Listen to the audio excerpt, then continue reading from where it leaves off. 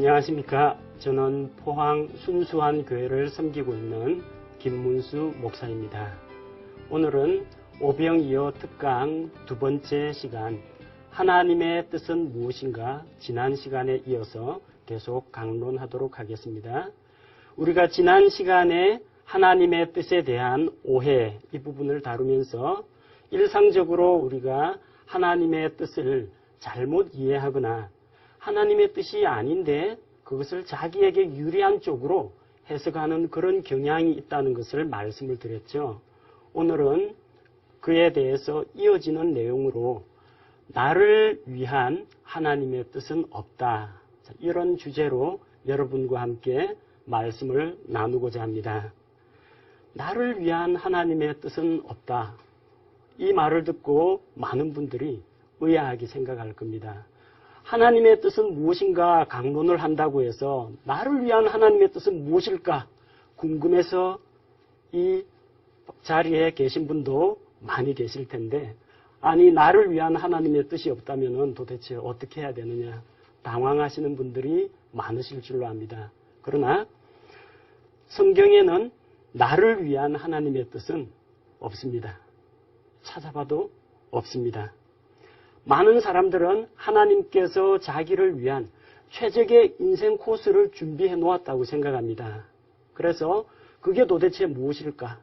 나를 위해서 설계해 놓으신 하나님의 청사진은 무엇일까? 거기에 대해서 궁금하게 생각합니다. 그것만 알 수 있다면 내가 하나님의 뜻대로 하나님의 길에 하나님께 순종할 수 있을 텐데, 나를 위한 하나님의 계획과 나를 위한 하나님의 뜻은 무엇인가? 여기에 대해서 관심을 기울이는 분들이 너무나 많습니다. 그러나 이미 말씀드린 것처럼 하나님께서 우리를 위해서 하나님 그분의 뜻을 결정해 놓으신 것은 아니라고 말씀드렸습니다. 하나님의 뜻이 없다는 이야기가 아닙니다. 우리를 위한 하나님의 뜻이 없다는 이야기예요. 하나님의 뜻이라면 하나님의 영광을 위한 것입니다. 하나님의 거룩하심을 드러내기 위한 것입니다. 우리를 위한 맞춤형 인생 설계도는 없다는 이야기입니다. 자, 그래서 먼저 우리들이 오해하고 있는 것 가운데 하나님의 뜻인 것처럼 보이지만 실제로는 하나님의 뜻이 아닌 것들이 어떤 것이 있는지 몇 가지 사례들을 꼽아보고자 합니다. 첫 번째, 많은 사람들은 환경을 보고 이것이 하나님에게 주신 나의 축복이요, 이렇게 되는 것이 순리요 하나님의 뜻이라고 생각합니다. 그러나 나에게 유리한 환경이 반드시 하나님의 뜻인 것은 아닙니다. 예를 들어 볼까요? 요나가 하나님 말씀에 불순종을 했습니다.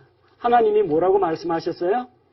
니느웨로 가서 하나님의 말씀을 선포하라, 이렇게 명령을 주셨습니다. 요나가 그 말씀을 듣고 어디로 갔습니까? 다시스로 도망을 갔어요. 다시스로 도망을 가려고 욥바에 내려갔는데 천우신조, 배가 있어요. 배 시간이 딱 맞아요. 주머니를 보니까 배싹도 있어요. 마침 그 배가 다시스행 배라는 겁니다. 어쩜 이렇게 잘 맞아떨어집니까? 하나님의 뜻이구나. 내가 다시스로 가는 게. 그럼 그렇지. 니느웨 그 원수의 국가에 내가 왜 가서 말씀을 전해야 되느냐. 죄 가운데서 멸망하게 내버려 두고 나는 다시스로 가는 것이 하나님의 뜻이다. 하나님이 이렇게 선한 환경으로 나를 인도해 주셨구나. 그런데 다시스로 가는 배가 어떻게 됩니까? 풍랑을 만나게 됩니다. 요나는 바다에 던져졌습니다. 니느웨에 가서 하나님의 말씀을 선포하고 많은 사람들이 회개하고 돌아왔어요. 요나가 속이 쓰립니다. 이스라엘 백성들은 하나님의 말씀을 전해도 잘 듣지도 않는데 이 사람들은 제 가운데 앉아가지고 굵은 베옷을 입고 회개를 하고 있어요. 하나님께서 니느웨를 치시겠다고 했는데 이 도시가 언제 망하냐 두고 보자.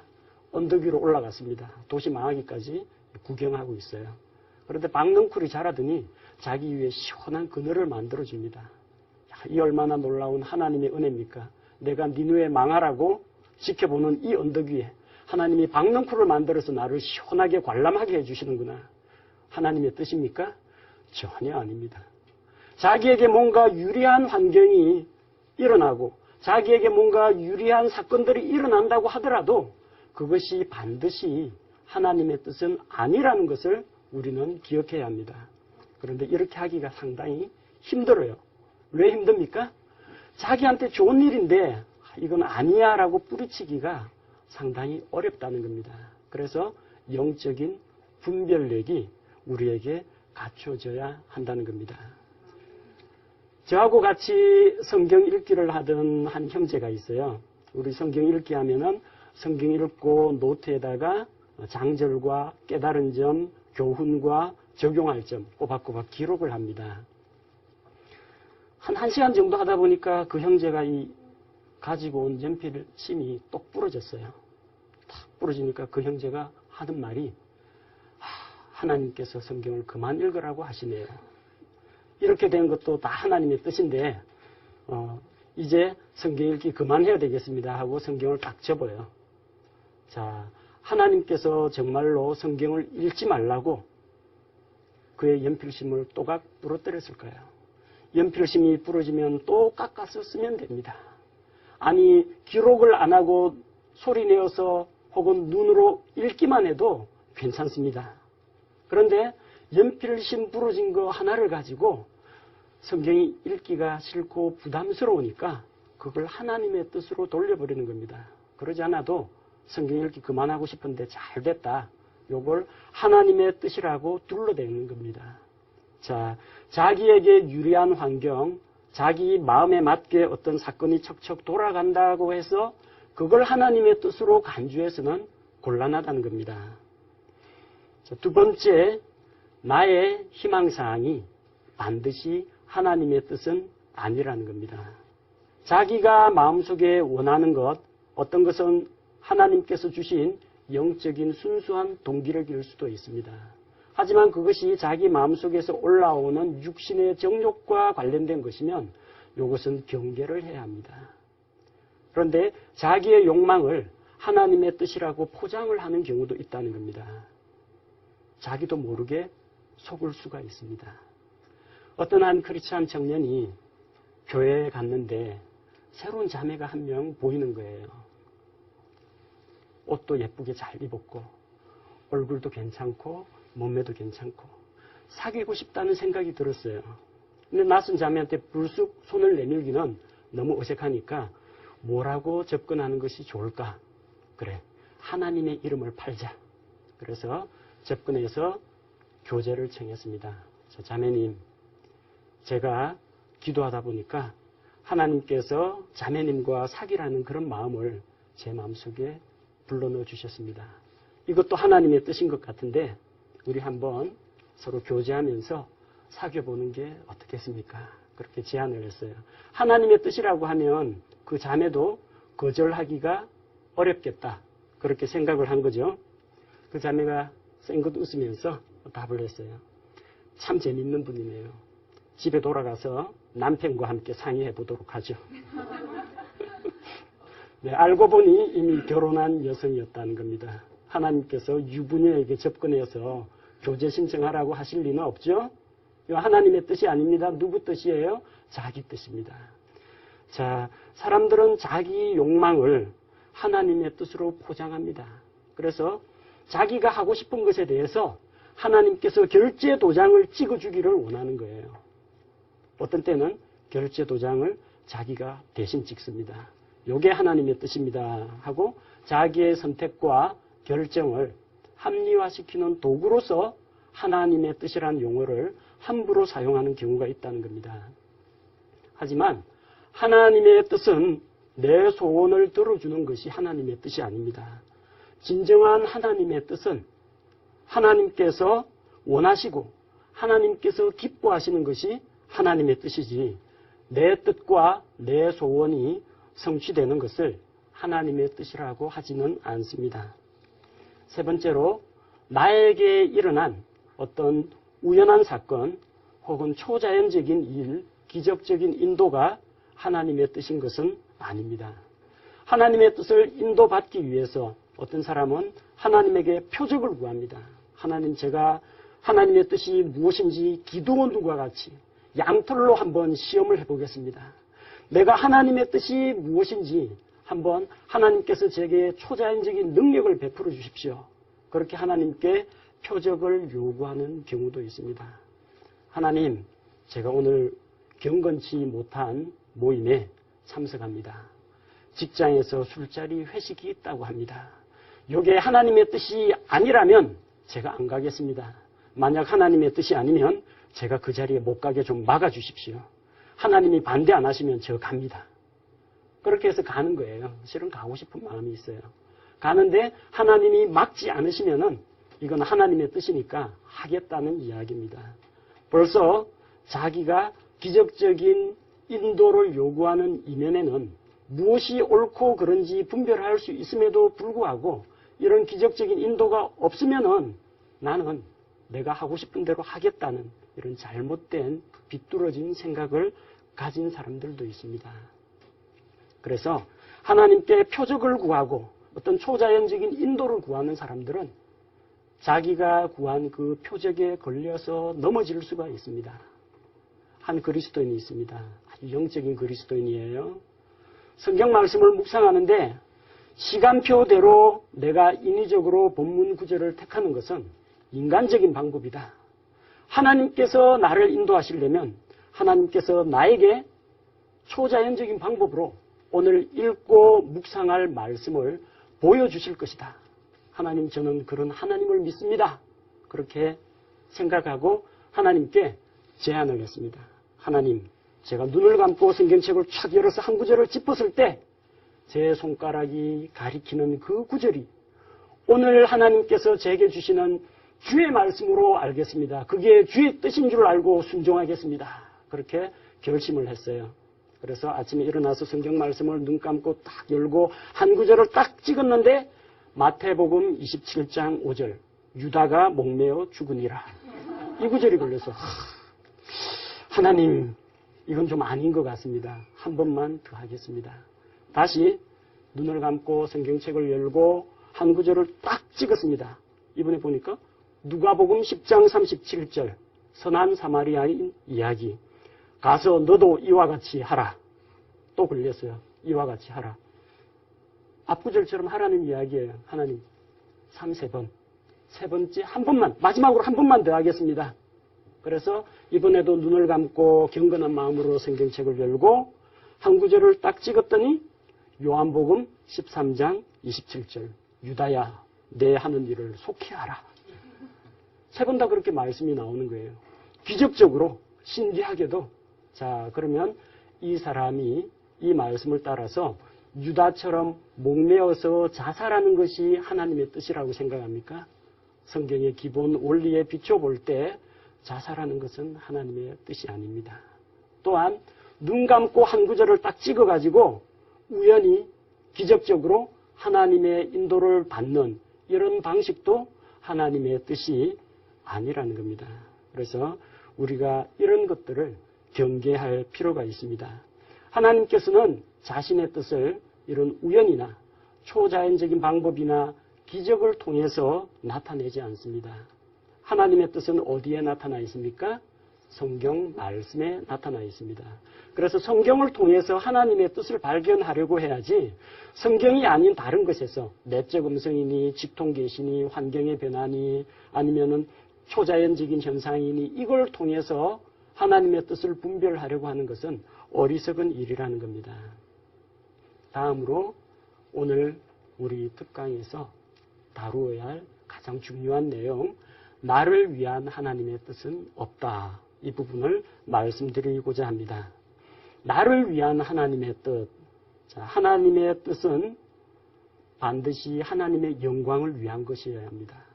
그분이 높임을 받고 그분의 선하심과 의로우심과 거룩하심이 드러나고 그를 통해서 하나님이 사람들로부터 영광과 존귀를 받는 것이 하나님의 뜻입니다. 나를 위해서 하나님께서 나의 시중을 들어주고 내 계획표를 짜주고 또 나를 기계적인 조작으로 인명 조종하듯이 조종하는 것은 하나님의 뜻이 아니라는 겁니다. 나를 위한 하나님의 뜻을 추구하는 사람들의 공통점이 있습니다. 그것은 무엇이냐면 하나님의 뜻에 액센트가 찍히는 게 아니고요. 나를 위한 요 네 글자에 강조점이 찍힙니다. 그래서 나를 위한 나 중심으로 모든 것을 생각한다는 겁니다. 온 세계가 나를 중심으로 돌아가고 있고 내가 세상의 중심이다. 그런 자기 중심적인 세계관에 빠진 사람들이 나를 위한 하나님의 뜻을 추구합니다. 하나님을 주님으로 모시지도 않고 하나님을 그냥 나를 위해서 문지르면 나타나는 램프의 요정 지니와 같은 그런 존재로 부려먹으려고 하는 사람들, 그런 사람들이 나를 위한 하나님의 뜻을 찾는다는 겁니다. 내가 짜장면을 먹는 것이 하나님의 뜻인가? 짬뽕을 먹는 것이 하나님의 뜻인가? 성경 찾아보면 뭐라고 나와요? 성경에 뭐 먹으라는 이야기 없습니다. 나를 위한 내 오늘 식단 메뉴를 결정하기 위한 성경 구절은 나오지 않는다는 이야기예요. 뭐가 나옵니까? 고린도전서 10장 31절 너희가 먹든지 마시든지 무엇을 하든지 다 하나님의 영광을 위하여 하라. 사람들은 무엇을 먹을까에 관심을 두고 무엇을 먹는 것이 하나님의 뜻이냐 그렇게 물어봅니다. 하지만 하나님께서는 우리가 무엇을 먹느냐보다 무엇을 위해서 먹느냐, 그것을 먹고 무엇을 하려고 하느냐 여기에 더 관심을 두고 계시다는 겁니다. 내가 창세기를 읽는 것이 하나님의 뜻입니까? 마태복음을 읽는 것이 하나님의 뜻입니까? 성경 찾아보세요. 안 나옵니다. 성경에는 그렇게 되어 있지 않습니다. 시편 119편 읽어보면 하나님의 말씀을 꿀송이보다 더 단 말씀으로 사모하는 마음으로 읽으라고 했습니다. 또 그 말씀을 읽을 때 하나님의 말씀을 거역하지 말고 순종하라고 말씀하셨습니다. 하나님은 우리가 성경책 읽는 순서에 관심을 두지 않습니다. 무엇을 먼저 읽느냐가 중요한 것이 아닙니다. 성경의 몇 장 몇 절을 읽느냐가 중요한 것이 아니라 정말로 그것을 진리의 말씀, 살아있는 말씀으로 받아들이고 그 말씀에 순종할 준비가 되어 있느냐, 이것을 하나님께서는 원하십니다. 결혼의 문제 살펴보도록 하겠습니다. 자, 짜장이냐 짬뽕이냐보다 훨씬 중요한 문제가 결혼에 대한 문제입니다. 제가 지금의 아내와 결혼하기 이전에 청년 시절에 여러 연령층의 형제 자매들과 함께 결혼을 위한 성경 공부를 한 적이 있습니다. 그러다 보니까 여러 형제 자매들로부터 편지도 받고 쪽지도 받고 또 서로 간에 교제도 나누었는데 어느 날 한 자매가 저를 좀 만나자고 했습니다. 근데 왜 만나야 되는지는 모르고 일단 약속 장소에 나갔는데 저에게 이런 말을 하는 겁니다. 형제님, 제가 결혼을 위해서 하나님께 기도를 했는데 하나님께서 형제님을 보여주셨다는 거예요. 그 말을 듣고 크게 충격을 받았습니다. 왜 하나님께서는 나한테는 안 보여주시고 저 자매한테는 보여주셨는가? 이거는 믿을 수가 없다. 나중에 보니까 그것은 그 자매의 개인적인 욕망과 개인적인 선택이었지 하나님께서 두 사람을 맺어주기 위해서 어떤 직통 계시를 준 것이 아니라는 것이 나중에 밝혀졌습니다. 내가 영희와 결혼할지 순희와 결혼할지 내가 영수와 결혼할지 철수와 결혼할지 성경책 찾아보세요. 나옵니까? 안 나옵니다. 나를 위한 하나님의 뜻은 없다는 거예요. 하나님, 내 결혼 생활을 위한 하나님의 뜻은 무엇입니까? 안 나옵니다. 뭐가 나와요? 하나님께서 우리의 결혼 생활에 대해서 요구하시는, 그분께서 원하시는 하나님의 뜻은 나옵니다. 나를 위한 하나님의 뜻이 아니고요. 하나님께서 우리에게 요구하시는 그분의 뜻은 성경에 나옵니다. 성경에 뭐라고 나와요? 창세기 2장 18절 말씀을 보니까 사람이 독신으로 있는 것이 좋지 못하다고 했습니다. 그러니까 특별히 어떤 문제가 없다면 사역을 위해서나 신체 건강에 이상이 없다면 정상적으로 결혼을 해서 한 아내, 한 남편이 만나가지고 가정을 이루는 것이 하나님의 뜻이라는 겁니다. 홀로 산다라든지 동성 간의 결혼이라든지 이거는 하나님의 뜻이 아닙니다. 또 결혼에 대해서 그럼 누구하고 결혼해야 됩니까? 성경을 펼쳐봐도 내가 누구와 결혼할까요? 이것은 나오지 않습니다. 나를 위한 하나님의 결혼 계획은 나오지 않습니다. 다만 결혼을 위해서 내가 어떠한 기준으로 배우자를 선택해야 하는지 판단을 내릴 때 하나님께서 나에게 보여주신 그분의 뜻은 나옵니다. 고린도후서 6장 14절 너희는 믿지 않는 자와 멍해를 같이 하지 말라고 했습니다. 그러니까 불신자와 결혼하는 것은 하나님의 뜻이 아니고 반드시 믿음 안에서 믿음의 형제 자매들 사이에서 결혼을 하는 것이 하나님의 뜻이라는 겁니다. 그러면 크리스찬이면 다 괜찮습니까? 그렇지는 않습니다. 서로 마음이 통하고 뜻이 통해야만 합니다. 아모스 3장 3절 말씀 두 사람이 의합지 못하고 어찌 동행하겠습니까? 의기투합할 수 있어야 돼요.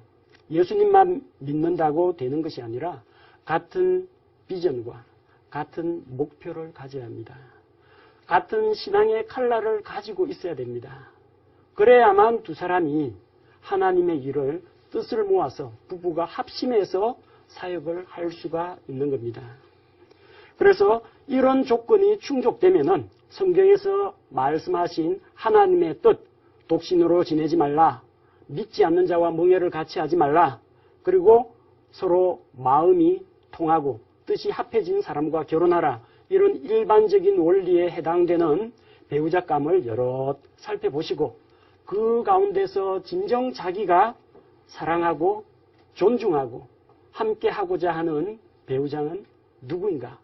여러분이 선택하시면 됩니다.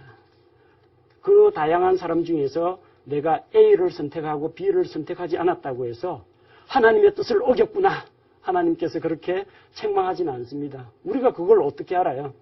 똑같은 크리스찬 형제, 크리스찬 자매인데 A라는 사람이 내 배우자인지 B라는 사람이 내 배우자인지 성경에 나오지가 않는데 결국은 하나님께서 주신 선한 양심과 우리의 이성과 분별력 가운데에서 우리가 성경 말씀의 원리에 따라서 선택을 해야 하는 문제이지, 삼신 할머니가 청실 홍실 엮어가지고 남자 여자 짝지어줬으니까 반드시 그 사람하고 맺어져야 한다, 이런 동양 사상은 성경적인 사고방식이 아니라는 겁니다. 우리는 나를 향한 하나님의 뜻을 찾아야 합니다. 나를 위한 하나님의 뜻이 아니고요, 나를 향한 그분의 뜻을 찾아야 됩니다. 성경에는 나를 위한 하나님의 뜻은 나오지 않지만 사람들을 향한 그분의 뜻은 나옵니다. 너희에 대한 하나님의 뜻은 나옵니다. 너희를 향한 하나님의 뜻은 나옵니다. 무엇을 말합니까? 누가복음 2장 14절 가장 높은 곳에서는 하나님께 영광이요 땅에서는 평화와 사람들을 향하신 선하신 뜻이로다. 예수님께서 이 세상에 오신 것, 성부 하나님께서 성자 예수님을 사람의 몸으로 이 세상에 보내신 것은 사람들을 향한, 사람들을 구원하기 위한 그분의 선하신 뜻이라는 겁니다. 사람들이 구원받는 것이 하나님의 뜻입니다. 데살로니가전서 5장 18절 모든 일에 감사하라. 이것이 그리스도 예수님 안에서 너희에 대한 하나님의 뜻입니다. 하나님의 뜻이 뭡니까? 우리에게 요구하시는 뜻이 무엇입니까? 모든 일에 대해서 하나님께 감사하는 것이 하나님의 뜻이라는 겁니다.